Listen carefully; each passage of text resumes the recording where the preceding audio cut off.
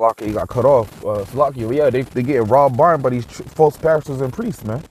All right, but judgment's coming to them as well, too, man. But let me get back on topic. Let me jump over to the book of Wisdom of Solomon, chapter 8. I'm going to start at verse 28.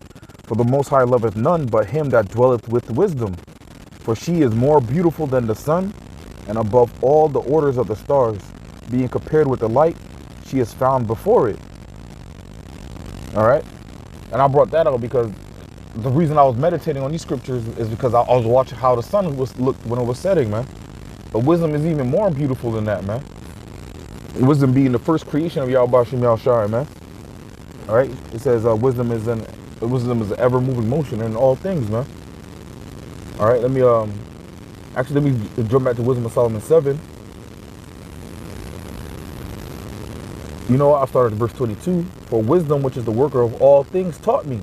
For in her is an understanding spirit, holy, one only, manifold, subtle, lively, clear, undefiled, plain, not subject to hurt, loving the thing that is good, quick, cannot be letted, ready to do good, kind to man, steadfast, sure, free from the care, having all power, overseeing all things, and going through all understanding, pure and most subtle spirits, man. All right.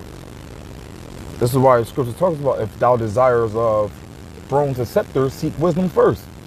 All right. Wisdom of Solomon talks about how he loved wisdom more than anything in this world, man. All right. And that's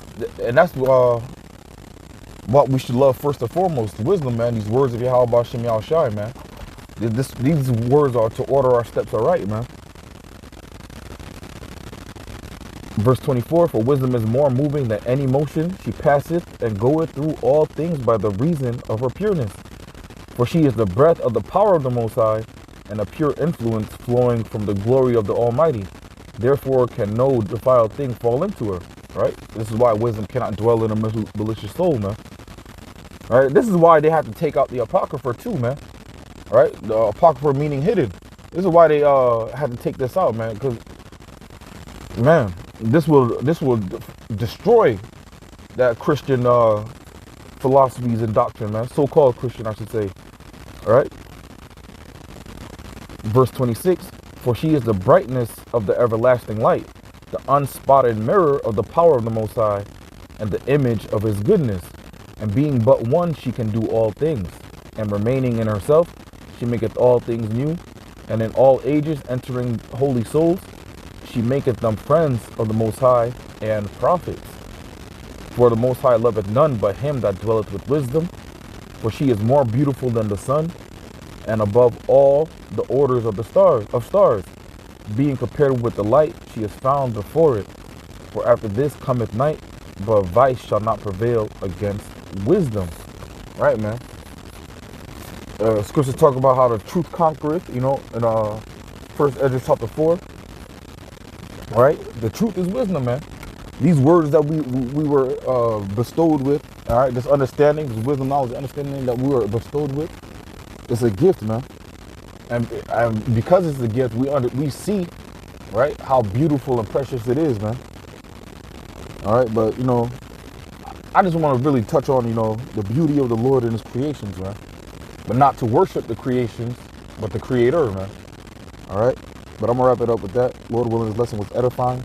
Again, I want to give all praises, honor, and glory to Yahweh, Bahashem Yahushai, Bahashem Akakwadash.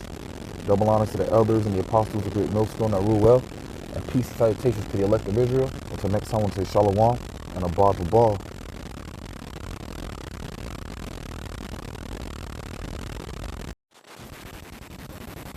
Shalom. First and foremost, I'd like to give all praises, honor, and glory to Yahweh, Bahashem Yahushai, Bahashem Akakwadash. Double honors to the elders and the apostles, the great millstone that rule well. And peace and salutations to the elect of Israel.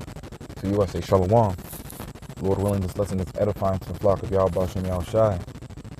And you know, through the Spirit, I was just meditating on a couple of precepts. Because, you know, I was driving just a couple minutes ago heading west. And you know how the sun rises in the east and it sets in the west, where we're at. So as I was driving west, I was watching how the sun looked, right? Because it fit perfectly in the middle of the road, and it was just so yapa, man. It was so beautiful, man.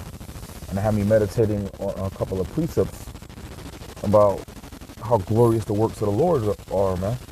All right, and there's a lot of things on this earth that just are really appeasing to the eye, man. All right, and just so you know, we have a magnificent Creator. All right, and this it got me thinking about some birds I seen online too, man. Now this one's called a golden hyacinth, right? And looking at this bird, it kind of reminds me of Joseph's coat of many colors, man. There's some red, some orange, some black, some brown, some purple, all right?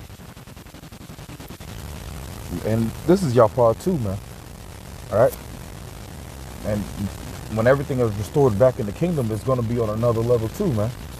Right now in this defiled kingdom, right, everything's basically everything's diluted.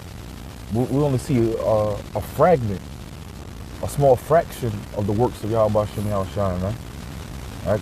Because we're in captivity, we don't have access to resources and things of that nature to see all of the creation. And we're going to get all of that back in the kingdom. But this is Wisdom of Solomon, chapter 13, starting from the top. Surely vain are all men by nature, who are ignorant of the Most High, and could not out of the good things that are seen know him that is. Neither by considering the works did they acknowledge the workmaster. Right? Because, people will look at the sun, look at the moon, look at the stars, look at animals, and start worshiping them, instead of giving glory to the Creator and not the creatures, man. Right? Because countries like in India, the Elamites, man, they don't eat cow because they worship the cow, man. And that's off, man. How you out here worshiping animals, man? It doesn't make sense, man. All right, but this land is full of idolatry, man. Verse 2, but deemed either fire or wind or the swift air or the circle of the stars or the violent water or the lights of heaven to be the gods which govern the world. All right, people worship fire, right? People have people have a bonfire, throw things into it, have weird seances and enchantments around it, man. All right, people worship the wind. People worship the rain, right? But instead of worshiping the Creator, they worship the creations, man, and that's off, man. Verse 13, with whose beauty, if they being delighted took them to be gods, let them know how much better the Lord of them is. For the first author of beauty hath created them. But if they were astonished at their power and virtue, let them understand by them and how much mightier he is that made them. Right. So imagine how glorious the Lord is, man. Imagine how glorious Yahushua is, man. And we're gonna see them firsthand, man. Lord willing, man. Lord willing, part of that number, man. All right. And we're gonna be fashioned like Yahushua once he returns too, man.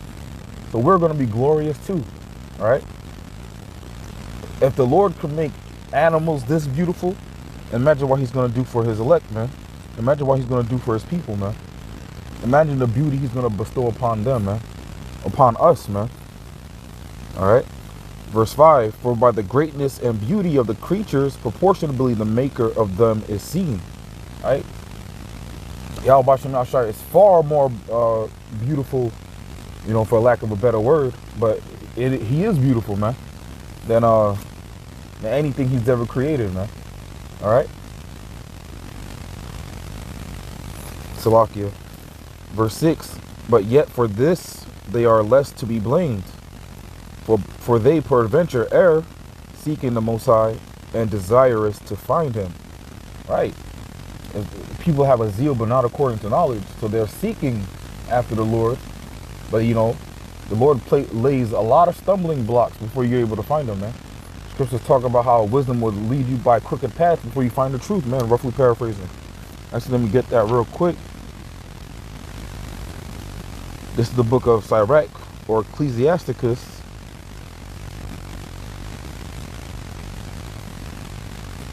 starting at verse 17. Actually, I'll start at verse 16. If a man commit himself unto her, her being wisdom, he shall inherit her, and his generation shall hold her in possession. For at the first she will walk with him by the crooked ways, and bring fear and dread upon him, and torment him with her discipline, until she may trust his soul, and try him by her laws. Then will she return the straight way unto him, and comfort him, and show him her secrets. Right? Wisdom will take you by the crooked paths first, man. That's why you gotta overcome these stumbling blocks. But these stumbling blocks are laid out to weed out the elect, man. All right? A majority of our people can't get past the stumbling block of Yahushua being black, man. So-called black, man. They can't imagine our Savior looking like a so-called black man, man. A very dark so-called black man at that, too, man. All right? That's the first stumbling block. But even before that, it's the name. They can't get past his name is not Chezi. It's not Caesar Borgia. They can't get past that. There's so many stumbling blocks, but once you get past them, that's what wisdom will take you and show you her secrets, man. All right. Let me jump over to Wisdom of Solomon. Actually, let me jump over to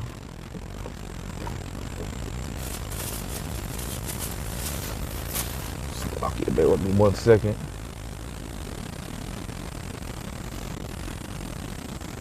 Yeah, man, because, people, through the spirit, referring back to Wisdom of Solomon 13, they have a zeal of the Most High, man. But since I roughly paraphrase it, this is Romans chapter 10. I'll start from the top. Brethren, my heart's desire and prayer to the Most High for Israel is that they might be saved. For I bear them record that they have a zeal of the Most High, but not according to knowledge. All right? That's why Jake is so bent out of shape today, man. They have a zeal. All right? This is why when shit hits the fan, the first thing they do is cry out, cry aloud, right? Or this is why you see so many churches in the hood, right? So many churches in the ghettos, man. All right? Because our people have a zeal even though they're down and out. Even though those places are robbing them blind, man. Right? By crooked ass false pastors and priests, man.